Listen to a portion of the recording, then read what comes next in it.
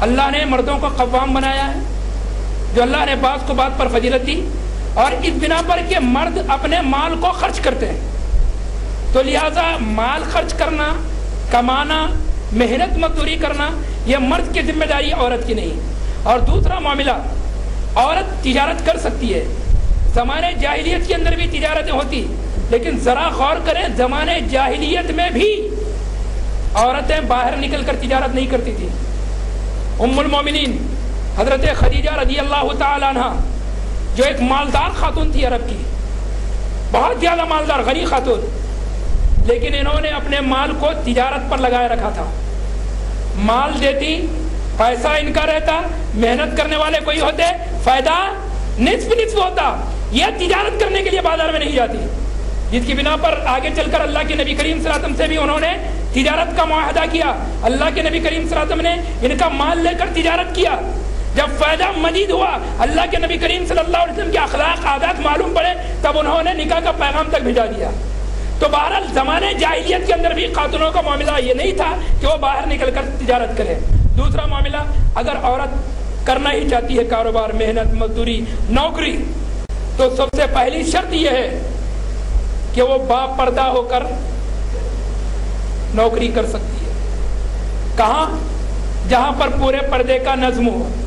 جہاں پر مرد اور عورت کا مخلوط نظام نہ ہو،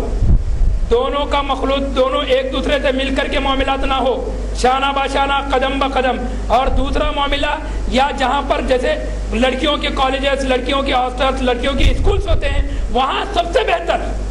اس کے علاوہ اگر دوسرا کوئی معاملہ ہو، پردے میں پابند رہ کر کر سکتی ہیں تو اجازت ہے، ورنہ ہرگز اجازت نہیں۔ جہاں تک معاملہ ہے رات میں کرنا، اگر رات میں کوئی محرم فرد نگرانی کے ہو،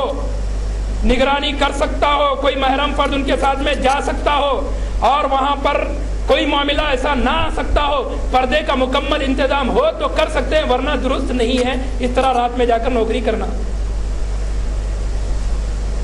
دیور جیٹ سے پردے کا کیا حکم ہے؟ مشترک خاندان میں عورت ان سے پردہ کرنا ضروری ہے۔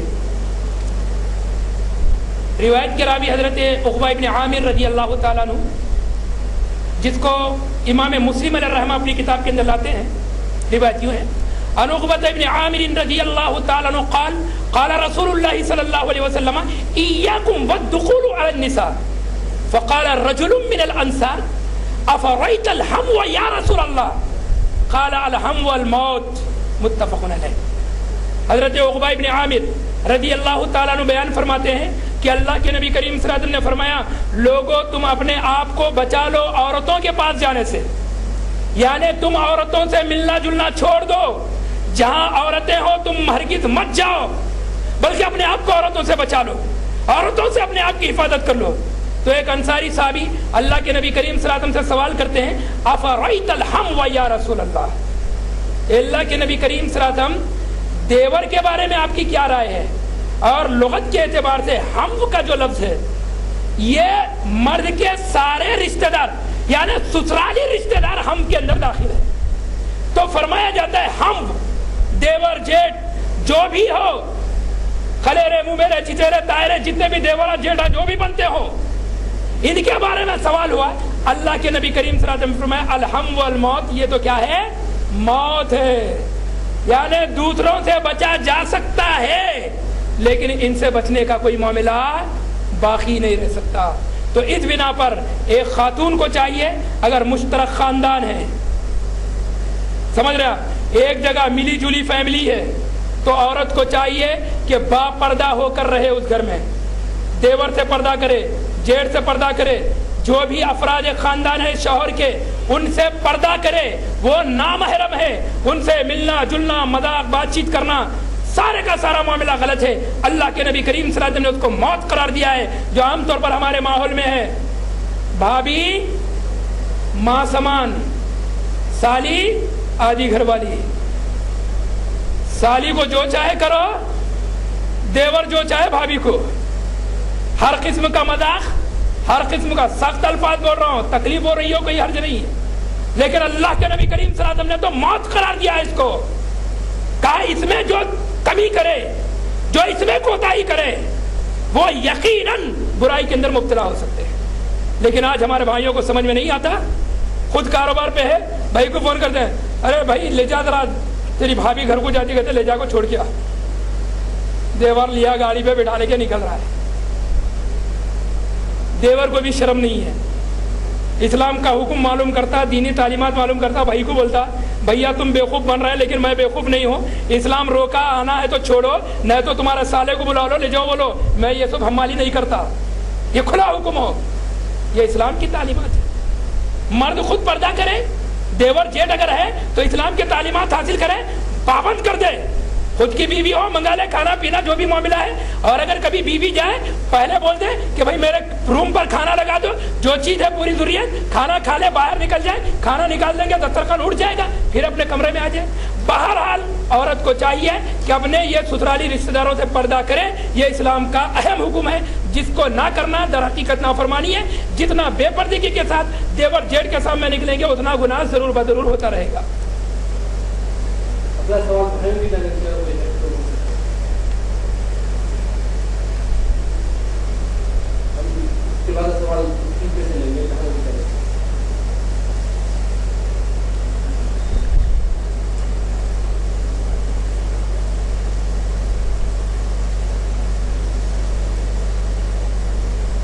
سوال ہے کہ عام طور پر چھوٹے بچے اور بچیوں پر بھی سفید بال آ رہے ہیں، کبھی کبھی انسانی کچھ کمیوں کی بنا پر، پیدائشی کچھ کمیوں کی بنا پر بچپن میں بچوں کے بال، یہ بچوں کے بال سفید ہو رہے ہیں، اس کا کیا حل کیا جائے؟ اس کا وہی حل ہے جو اللہ کے نبی کریم صلی اللہ علیہ وسلم نے بتلایا، یا تو اس کا علاج کیا جائے، علاج اگر ہو سکتا ہے، ورنہ پھر مہندی کا استعمال کریں، اس کو اکھاڑنا غلط، یا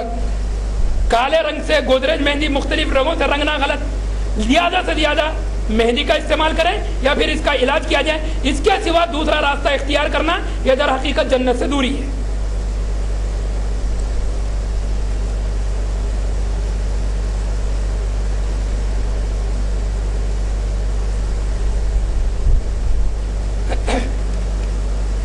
سوال ہے کہ کالی مہندی ہاتھ پر لگانا ہے یا نہیں ہے؟ تو کالی مہندی در حقیقت اس کی جو ممانعت ہے وہ ہے سر کے بالوں کو کالا خطاب کرنا، لیکن اگر عورت ہاتھ میں مہندی لگاتی ہے، کالی مہندی، یہ بھی نادرست ہے، نہیں لگانا چاہیے، لیکن اس کے لیے واضح کوئی ممانعت حدیث سے ثابت نہیں ہے۔ لیکن خالص مہندی جو ہے اس مہندی کا استعمال کریں، جیسے کچی مہندی آتی ہے، یہ مختلف سوکھی مہندی کو بھگو کر لگاتے ہیں، یہ مہندی کے کون وغیرہ ملتے ہیں، ان چیزوں کا استعمال کریں درست، لیکن یہ بلیک روز یا اسی طرح سے گودریج کالی مہندی یا اسی میں اور قسم کی جو مہندیاں نکلی ہے جو زیادہ سے زیادہ آرٹیفیشل ہے، اس سے پرہیز کریں ہاتھوں پر تو بہتر ہے، لیکن نہ کرنے کی کوئی ممانعت نہیں ہے سوائے بالوں کے۔